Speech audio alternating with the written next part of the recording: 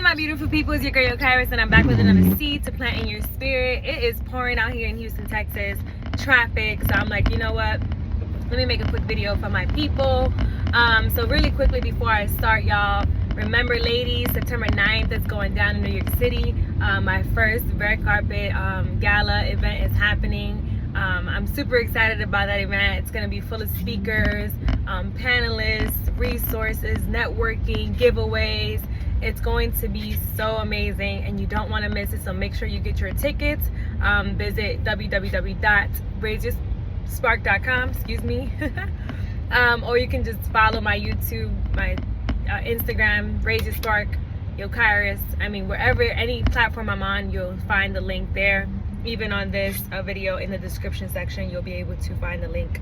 But nonetheless, y'all, so I'm on my way to the gym and I'm just over here just thinking about life and just reflecting on just the past 6 months and you know, just thinking of all the things people say to me as a way of expression of love, gratitude, and things like that. And I had someone tell me yesterday how they love that they can relate to me, that I'm very relatable, and they appreciate my authenticity and my transparency. And what I want to highlight on this video today is understand something, y'all, please. I believe it's Proverbs 24 where it talks about how the righteous may fall up to 7 times, but evil ones, the wicked ones, when they fall, they don't get back up. And so I say that to say this, y'all, like, I recently fell short, right, to the glory of God, right? And the beauty of it all is that, number one, I love that a relationship only consists of 2 individuals, right? It's just between me and God. And the beauty of that is that when it's just you and God, no matter what mistakes you do, no matter if it's a sin that you did willingly or unwillingly, regardless of what it is, like, it's between you and God. You know, he's not going to judge you for it, because what he wants you to do is don't stay down in that sin, don't stay down in that funk and beating yourself up because you fell short. Just come back to me as quickly as possible so that I can work in you and work through you and help you release and be delivered from whatever it is that you did, right? And so I say all of that to say that when people know what you did or what you went through or how you fell short or what you're doing that's causing you to fall short, they judge you.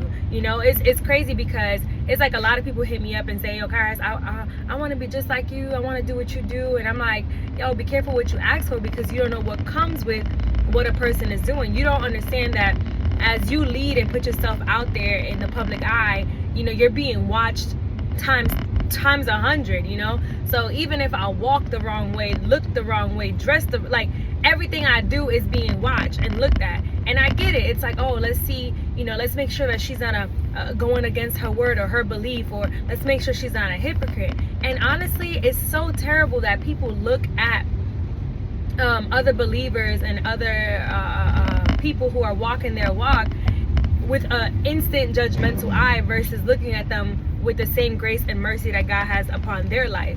Because here you are looking at me, oh, she talking about she don't, you know, she don't party anymore, but I just seen her at the club the other day. All right, I ain't party for 3 months, and if I decided to go out willingly or unwillingly, guess what? That's between me and God. Let the Spirit convict me. If you see a brother or a sister move in a certain kind of way, walk in a certain kind of way, and it's offending you in any kind of way, you pray for that individual. You don't pray on them, P-R-E, you pray for them, P-R-A-Y. What's the difference? When you pray for a person, you literally go to God and ask God, Lord, order their steps, direct them, protect them, cover them, convict them, use them, allow them to decrease so that you may increase in their life, Lord. Have your way, Satan, get your hand. You know what I'm saying? Like, pray for them. Now, when you pray on them, P-R-E-Y, you're just going to sit around and gossip with your friends about them. You're going to sit around and throw subliminals on social media about them. You're going to sit around and just, you know, judge them and, like, belittle them and badmouth them. And it's like, who are you? Who are you to think you're better than anyone? You know, who are you to think that you got it all figured out? Because all have sinned and all fall short to the glory of God. And so that's not an excuse to make you feel like you can keep sinning and doing what you want, but just have grace And again, it's not about how many times you fall, it's about how many times you get up. Because, you know, anytime I've, you know, fell into sin after committing to my walk or whatever, or fell short to something, or gave into something within my flesh or whatever, I beat myself up like, oh my God. But I don't stay there for too long, because I'm like, man, the enemy wants me to sit here and think about what I just did, or what I just said, or how I just moved, or what I was doing for this long or that long. Like, he wants you to sit down and just be stuck on that thought process of what you did. You know, God doesn't want to continuously remind you of what you did. He wants to remind you why you shouldn't do it no more, and how it feels to press forward and walk with him, right? Because when you're walking with him, when you're like, when I'm like in my spirit, man, and I'm fighting my flesh, man, and when I'm resisting the enemy, oh man, I'm like in my most powerful state, like in my most peaceful state, and my most joyful state, you know. And anytime I slip, anytime I fall short, I'm like, the spirit convicts me to the point where I'm uncomfortable, and he's gonna keep convicting me until I completely stop doing what it is that I'm doing. And so what I realized too is that, man, a lot of the things that I fall short for and do temporarily for temporary, you know, fleshly satisfaction, it's not even worth the spiritual bondage that I'm putting myself in. It's not worth you know, the spiritual warfare that I'm gonna have to endure because I'm just not being obedient. And so I say all of this to say this, y'all. Listen, understand something. We all fall short to the glory of God. And as I said, in the word, it says that the righteous may fall at least 7 times. And so people who are on here just watching face and watching every move that one is making, as if though they don't fall short, or as if they don't commit sin, or as if they just have it all together, man, that is not realistic. That is not honest. That's not authentic. That's not you being transparent and real. At the end of the day, we should all strive to be better. We all understand the word. We all understand what the word does. And I try my best to show up as that all the time. But sometimes I'm going to fall short. And guess what? That's between me and God. That's between me and God. But one important thing that I need everybody to understand is that when you fall short, not only should we repent, but have grace on yourself. Don't let the enemy constantly remind you of what you did or what you're doing, and get back up. Get back in your word.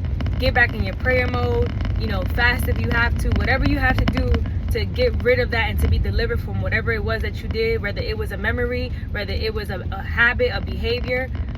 Promise, like, God will deliver you from it as long as you surrender it to him and let him know that you no longer want to go back to it, right?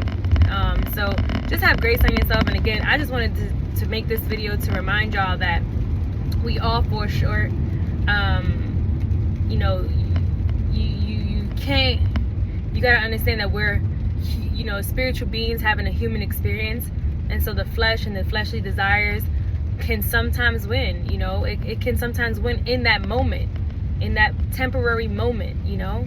But always remind yourself to get back up and to get back with God, because he's waiting for you with open arms. Don't let the world make you feel like because you fell short, because you did this, because you did that now God don't rock with you, or now you can't even keep calling yourself a man or woman of God because you fell short. That's a lie, you know. So trust me, if I sat here and entertained everything people say about me, or the things they say behind my back, because they don't ever say it to me, I would drive myself nuts. I would drive myself crazy. Like, oh, you know, I've had somebody tell me, oh, you know, you're saying that God delivered you from homosexuality as if that's bad. I know this much. I know when I gave my life to Christ and I found out that homosexuality was a sin, I never judge anybody I know that is living the way they want to live. That's none of my business. I just love them. But for me, I knew that I wanted to get right with God, and I knew that that's something that he dealt with me in that season. So that doesn't mean that I'm better than anybody. I'm just speaking my truth on what he delivered me from. And those who get it, get it. You know what I'm saying? It's not for everybody to understand or get it. I've had people say, oh, Yocairys, you're on the gram saying that, you know, you don't